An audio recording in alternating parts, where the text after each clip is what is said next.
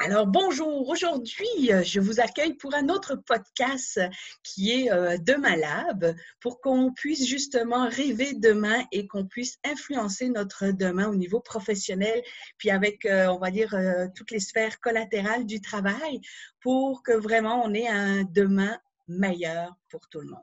Alors aujourd'hui j'ai la chance d'accueillir Iman Hassan qui est vraiment extraordinaire, qui est d'une authenticité absolument fabuleuse, vous allez voir. Elle me l'a dit, elle m'a dit tout ce que je pense, tu le vois.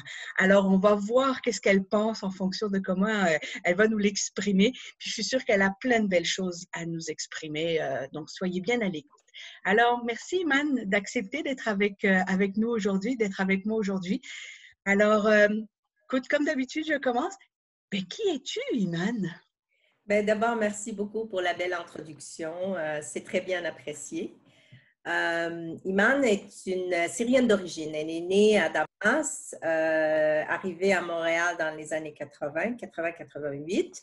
Elle a commencé à l'Université de Québec à Montréal comme biochimiste. Elle a fini une maîtrise en biochimie analytique. Puis, Wow. elle a commencé à travailler depuis les années 90 dans le milieu pharmaceutique. Je suis présentement en charge du département des affaires réglementaires dans une compagnie pharmaceutique à Montréal et ça fait au-dessus de 11 ans que je travaille pour eux. Donc, j'ai fait du chemin là-bas.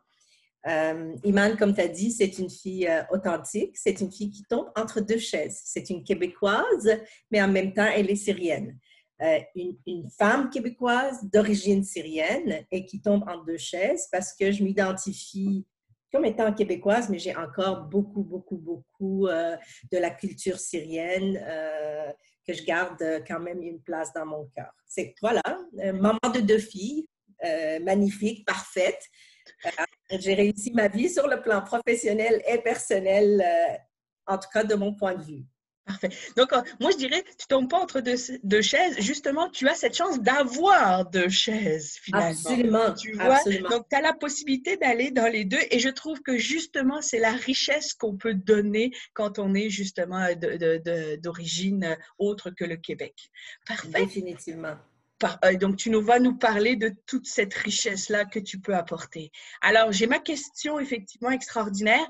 Comment peut-on rêver demain, Iman? Toi, avec tout ton bagage scientifique, ton bagage dans le domaine des hommes, dans ton bagage immigrant, puis tout ça, ben, comment on peut rêver demain? Ben, rêver demain, demain, ça va être beau, c'est sûr et certain, parce qu'on travaille aujourd'hui pour avoir quelque chose de mieux demain. Okay. Demain, ce serait moi, comme une femme, déjà en partant, ce n'est pas facile. Une femme doit toujours, même aujourd'hui, dans les années, on est en 2020, on doit travailler 2 fois plus fort pour se faire entendre, pour avoir notre place. Oui, on a des droits, mais je trouve qu'on n'est pas encore rendu à un point de dire une femme a ses droits automatiquement. Il faut qu'on les travaille, il faut qu'on aille les chercher. Donc, est-ce que c'est ce que tu as vécu, toi, dans ton milieu professionnel? Absolument, absolument. Ah oui. Pendant mes années d'expérience dans le milieu pharmaceutique, pendant 20 ans, j'ai vécu tout genre d'expériences qui ont fait de moi ce que je suis aujourd'hui, la femme forte, la femme déterminée, la femme qui dit c'est pas parce que les portes se ferment puis on me dit non, je vais arrêter. C'est au contraire. Ces expériences-là ont fait en sorte à ce que je continue, à ce que je persévère, à ce que j'arrache ce qui m'appartient. Oh, tu arraches ce qui t'appartient. J'arrache, je m'en vais chercher puis je l'arrache, peu importe. Okay. J'ai eu des expériences très désolantes. Quand je suis arrivée au Québec, j'étais voilée. Je suis musulmane, je suis toujours musulmane, j'y crois toujours. J'ai été voilée, puis quand j'ai commencé à chercher des emplois, pourtant, j'ai une personnalité qui est très colorée. Je suis une personne qui ne passe pas inaperçue, une femme qui déplace de l'air. Au téléphone, quand je cherchais de l'emploi, les gens y étaient très plaisants. Et aussitôt qu'on me voyait en personne, vu que j'étais voilée, ça créait un petit blocage. J'ai dû travailler très fort. Jusqu'à temps, dans le milieu pharmaceutique, j'ai eu ma chance avec un monsieur très chic qui est présentement encore dans le milieu pharmaceutique comme un VP des assurances qualité et affaires réglementaires à quelque part, qui m'avait donné la chance. Puis il m'avait regardé dans les yeux et dit je m'excuse, ce qu'on entend au téléphone et ce qu'on voit, ça ne concorde pas. Puis pardonnez ma façon, mais je vais vous donner une chance. Puis il m'a donné la chance. Il m'a donné la chance, puis c'est comme ça que j'ai percé. Mais même avec ça, toutes les fois que je changeais d'emploi, par la suite, ben, il fallait que je me bats. Il fallait que je dise aux gens, ben, ne regardez pas ce que je porte. Regardez au-delà. L'apparence physique, les croyances religieuses, c'est toutes des choses personnelles. Voyez-moi comme une personne compétente qui va vous apporter. Donc, ça a marché. Est-ce que ça marche, cette Oui, attitude-là? Ça absolument. fonctionne? J'ai dû changer toute ma façon d'approcher les gens. J'ai dû tout simplement appeler, cibler les employeurs chez qui je voulais travailler, chercher le contact dans les entreprises, les appeler personnellement. Puis, de toute façon, pendant ces démarches-là, ce processus-là, je me faisais dire non, on n'a pas d'emploi. Non, je ne peux pas vous rencontrer. Où est-ce que vous avez eu mon contact? J'ai dû faire tout ce processus-là, mais je réussissais tout le temps à aller porter mon CV en main propre pour forcer les gens d'aller au-delà de mon nom, au-delà de mes croyances religieuses, au-delà du fait que peut-être j'ai un petit accent qui n'est pas tout à fait québécois, il n'est pas tout à fait français, il y a entre les deux, il y a un petit quelque chose. Donc, je forçais les gens à voir au-delà de toutes ces choses-là. Mais ce processus-là, j'ai décidé dans le temps, puis je continue à l'appliquer, puis je le dis à mes filles, il faut penser, quand on est différent, les gens, ils ont peur de ça. Donc, il faut aller au-delà. Il ne faut pas dire, ah ben écoute, au Québec, on a des préjugés. Au Québec, je suis musulmane, je suis voilée, je suis ci, je suis ça, je n'aurai pas un emploi. Il faut arrêter. Oui, OK, peut-être ça existe, mais il faut trouver une façon de continuer. Il faut trouver une façon pour percer. Puis j'ai réussi, puis là, j'ai 24 ans à peu près d'expérience dans le milieu pharmaceutique. Et je ne cherche plus d'emploi. C'est les chasseurs qui me solliciter. Je dirais les 18 dernières années, à toutes les fois changer d'emploi, c'est toujours des chasseurs de tête qui venaient me chercher. C'est un réseau social que j'ai établi, c'est un réseau professionnel que j'ai établi autour de moi. Maintenant, ça ne veut pas dire que les préjugés n'existent pas. Ça ne va pas dire qu'il faut penser que oui, on est sorti du bois. Ça ne veut pas dire que c'est donné pour les femmes, que ce soit musulmane ou autre. J'ai vécu à plusieurs reprises comme gestionnaire pendant le processus de sélection. Je faisais passer des entrevues. J'ai vécu encore dans les dernières années, des situations où je me faisais dire, ah, elle est voilée. Elle vient d'un milieu qui est peut-être arabe trop, ne fitera pas la culture de la compagnie, ne fitera pas le fonctionnement. C'est là, rêver le demain, c'est là que ça vient très important. C'est là que je refuse d'accepter ces préjugés-là de la part de la direction, de la part des ressources humaines, de la part de whatever compagnie. Je leur dis non. Il faut regarder au-delà. Il faut donner la chance que ce soit une personne qui vient d'arriver au Québec, mais qui a beaucoup de potentiel, la diversité culturelle, la compétence qu'elle apporte, ça va être bénéficiaire. Ça va nous apporter beaucoup. Puis est-ce que tu arrives à faire changer dans ton milieu? Parce que là, maintenant, tu dis, toi, tu es gestionnaire, tu fais aussi des entrevues. Est-ce que tu arrives à faire changer? Tu le vois dans ton entreprise, cette évolution-là? Oui, absolument. On a fait du chemin. Là, on engage des femmes, peu importe leur bagage culturel, peu importe leur apparence. C'est des choses qu'il faut continuer à renforcer dans l'entreprise. Des valeurs, des éthiques que nous, comme gestionnaires, on peut apporter, puis on continue à maintenir. Quand j'ai des candidats, ben, je regarde, OK, c'est une femme, c'est correct. Souvent, on a des femmes, même mamans, qui ont des jeunes enfants. Ben, des fois, on entend parler, ah, elle est jeune, elle a des enfants, penses-tu qu'elle va pouvoir relever le défi? Sa concentration au travail, c'est pas pareil. j'ai vécu des discriminations là-dessus. Accepter une promotion sans condition, pour moi, non, je refuse. Il faut que ça soit gagnant-gagnant. C'est pas parce que je suis une femme, je suis une maman, il faut que je délaisse tout en arrière de moi, puis yeah, ils m'ont reconnu, je saute l'occasion. Non, il faut que ça marche à deux sens, il faut que ça soit gagnant-gagnant. Quand j'ai refusé, je savais très bien que ma promotion était pour me coûter un genre de, excusez mon anglicisme, stallement au niveau professionnel, que je n'étais pas pour aller plus loin parce que j'ai refusé, mais c'est correct. Je l'ai accepté, je l'ai assumé, puis je l'ai dit clairement. J'ai dit, OK, c'est correct, ma famille est très importante pour moi. Je suis capable d'avoir un équilibre, mais si mon employeur n'est pas capable de le voir, ben, tout, même si ça va me coûter mon emploi, ben, je continue à dire non. Wow! Donc, il faut qu'apprendre à dire non aussi, apprendre à voir qu'est-ce qu'on fait. Puis, je te dirais, si tu avais encore des choses ou des trucs à dire, que tu dis, on pourrait encore aller plus loin. Tu sais, dans ton entreprise, puisque tu dis que tu ne veux pas changer d'emploi, non, absolument pas. Comment tu pourrais aller encore plus loin? Est-ce que tu penses qu'il y aurait encore des choses où on pourrait faire un monde encore meilleur? Absolument. Qu'est-ce que tu proposerais? Ce que je proposerais, encore, c'est toujours au niveau des gestions, au niveau de la personne. Ouais. Je crois fortement être une femme. D'abord, être une femme gestionnaire, c'est un pouvoir et un privilège. OK.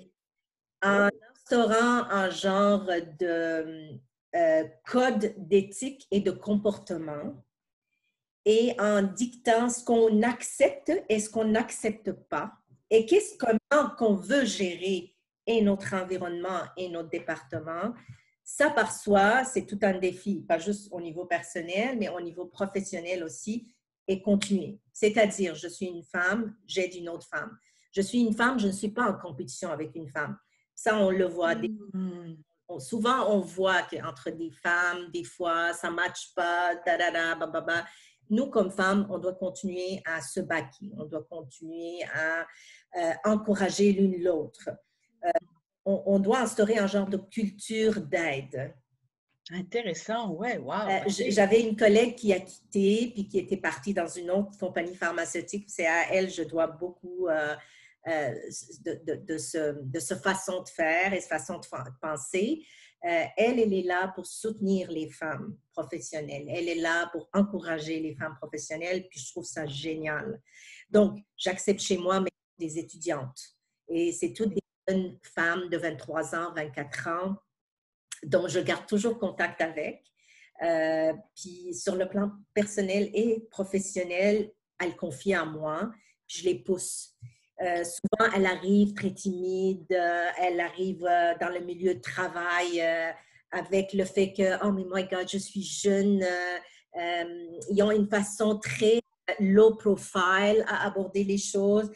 C'est là que je les ramène dans mon bureau. Le milieu corporatif, ça fonctionne de telle façon. J'utilise l'expression souvent en anglais « put your high heel ». Oh, wow, OK. Put your high heel, you're worth it. Affirme-toi, exprime-toi, je suis là en arrière de toi, dis ce que tu as à dire. N'accepte pas tout ce qu'on te garoche. Tu dis non, apprends à dire non. Donc ça, c'est prends ta place, c'est ça. C'est comme prends ta place. Toute ta place que tu as à prendre. Exact, exact. Okay. Être gentil, ça ne veut pas dire être permissive. Être gentil, ça ne veut pas dire j'accepte tout ce qu'on me donne. Il faut être capable de dire oui, merci, je comprends, je peux t'aider. Mon horaire ne le permet pas. Mes priorités ne le permettent pas. Mais il faut trouver une autre façon de t'aider. Ce n'est pas parce que je suis gentille, il faut que je laisse les gens prendre vraiment avantage de ça. Donc, ça, c'est toutes les petites filles qui arrivent de l'université, des petites jeunes, je me permets de dire petites filles, oui. Je suis maman de deux filles. Souvent, je le travaille de cette façon-là. Donc, notre responsabilité comme femmes, c'est vraiment encourager les femmes, de leur donner l'opportunité, peu importe leur culture, peu importe leur provenance ou situation, ou situation familiale. On est là pour les supporter, pour les encourager, pour les pousser à aller plus loin. Déjà, ça par soi, si chaque gestionnaire prend cette approche-là, on va loin. on va loin. On va très loin pour nos enfants et les enfants de nos enfants. Donc, c'est toutes des petites choses, des petits comportements. Il faut qu'on adopte nous-mêmes, puis il faut qu'on maintienne. Parce qu'un coup qu'on a un petit relâchement, ben alors, ça y est, c'est fini, il faut recommencer. Parce que la société, l'environnement n'est pas encore avec ce mindset-là. C'est pas gagné à 100%. J'aime l'idée, puis ça me fait penser, tu sais, que ce que tu fais avec les jeunes filles, là, c'est comme si tu les fais fleurir, en gros, là, tu sais. Tu dis go, go, tu leur donnes toutes les vitamines qu'il faut pour les booster à fleurir, à s'épanouir, à faire go. C'est comme si tu les boostes de confiance, on va dire, Oui. un peu, puis, tu sais, ose être qui tu es, puis de dire les belles affaires que tu fais et n'aie pas peur de le dire. Absolument, c'est très important. Je trouve, en tout cas, c'est une observation personnelle, comme femme qui vient d'un milieu culturel différent, comme syrienne, et moi, j'étais très chanceuse d'avoir les parents que j'ai parce qu'ils boostaient beaucoup ma confiance. Et comme une femme, je trouve qu'on n'est pas né avec estime de soi qui est aussi fort qu'un homme. Je trouve que pour nous, on est dans un meeting, je regarde moi, hein, il y a 24 ans, j'allais dans un meeting, ben, je questionnais la pertinence de mes questions, la pertinence de mes interventions. Mais à un moment donné, je me suis dit, ben, ça suffit. Ça suffit. Il y en a autour de moi qui font des interventions qui sont moins intelligentes, et, moins pertinentes. C'est des hommes. Puis il les défend. Ben, alors que moi, j'ai un point qui est super, super, super pertinent. Puis je suis encore là. Est-ce que je le fais ou je ne le fais pas? La minute où je me suis dit dans ma tête, il faut que ça cesse, c'est là que j'ai repris confiance. Puis j'ai dit, ah non, je le dis. Puis, c'est quoi le pire? Je vais me faire dire non, je vais défendre mon point. Ça marche, c'est bon. Ça ne marche pas, bon, c'est ça. Puis, je vous dis maintenant, pas de retenue. OK. Puis, une question. Avec cette attitude-là, est-ce que tu déranges dans ton milieu organisationnel? Absolument. Absolument. Comment c'est reçu? Au début, je vous dirais que ça a été reçu comme étant une femme agressive. Ah, OK. Je me suis fait étiqueter comme une femme qui déplace. Je me suis fait dire par un des hauts dirigeants dans un de mes emplois que j'étais une femme qui gère, qui parle comme un homme, qui gère et qui parle comme un homme. Oh. Je conduis aussi comme un homme. Oh! Absolument. Puis quand j'ai donné des explications, il a dit non, mais je trouve que tu brasses les choses. Ah, OK. C'est une femme qui brasse les choses. C'est que mon profil ne fit pas d'un profil d'une femme. Déjà par soi, je trouve ça comme une insulte. OK. Je veux être moi-même. Je ne veux pas expliquer à personne pourquoi je fais ou je ne fais pas. Je ne veux pas non plus me battre parce que je suis une femme. Je ne veux pas non plus me battre pour devenir un homme. Je ne veux pas me battre pour devenir quelqu'un d'autre. Donc déjà, ça par soi, c'est très dérangeant. Très dérangeant. C'est très dérangeant. Donc, c'est pas facile. Il faut toujours être alerte. Il faut toujours être vrai et, comment je pourrais dire, honnête avec soi-même. Savoir qu'est-ce qu'on veut, qu'est-ce que je tolère, qu'est-ce que je ne veux pas. Ce que j'entends aussi, Iman, c'est que tu as dû travailler aussi le comment je vais le dire, de Exact. préparer de prendre cette place-là. Tu as aussi beaucoup travaillé comment je vais travailler cette influence-là que j'ai. Et ce pouvoir-là, puisque tu as parlé de pouvoir, hein, et ce pouvoir-là. Absolument. Puis c'est un très, très, très bon point. Merci. Ce que je voulais dire au début, vu que je n'ai pas été coachée par personne, puis j'arrive au corporatif où la majorité, c'est des hommes. Jeunes, pas trop d'expérience. Je travaille sur moi-même, c'est un travail continu. J'arrive là comme une batailleuse. That's it. Je veux m'affirmer, je veux faire ce que j'ai à faire. Rigidité, on se bat. On ne baisse pas les gardes. Au début de la carrière, c'était arrive avec la guerre, déclare la guerre pour avoir la victoire. Puis c'est ça la position que beaucoup de femmes ont été mises dans cette situation-là, dans cette position-là. Tu vas avoir ce que tu veux, tu te bats. Puis c'est ça au début de ma carrière. Puis avec le temps, j'ai appris à devenir un petit peu plus douce, un petit peu moins bataille, genre. Naviguer un petit peu ma façon de exprimer ce que je veux sans nécessairement tout de suite arriver avec les gardes. Donc, ça, c'est des choses qui s'apprennent. Puis, c'est drôle, je ne vois pas des hommes avec cette approche-là. Ils arrivent au travail, tout est dû pour eux, tout est donné, tout est facile. Monsieur est marié à une femme, c'est correct, sa femme peut rester à la maison. Donc, lui, c'est bon, s'il a une promotion, il pourra faire 14 heures, 15 heures. Ça sous-entend que sa femme est là pour supporter. Une femme qui arrive avec des enfants,